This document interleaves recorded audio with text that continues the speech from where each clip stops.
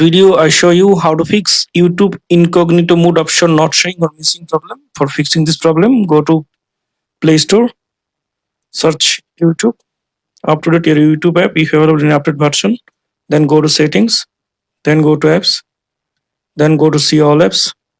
Now search for YouTube app, click on YouTube, click on force stop, click on OK, click on storage and cache, clear storage, then delete. Now open YouTube app, allow. Now click on profile icon. You can see that turn on incognito mode. Okay, now incognito mode is enabled. Turn off. Go to again YouTube. Then click on the profile icon.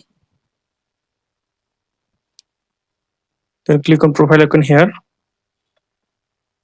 There is no incognito here. For this, click on settings icon. Click on switch or manage account. You can see that here, turn on incognito mode. Click on it. Now I hope that you fix incognito mode not showing on YouTube problem. Thanks for watching. Don't forget to subscribe.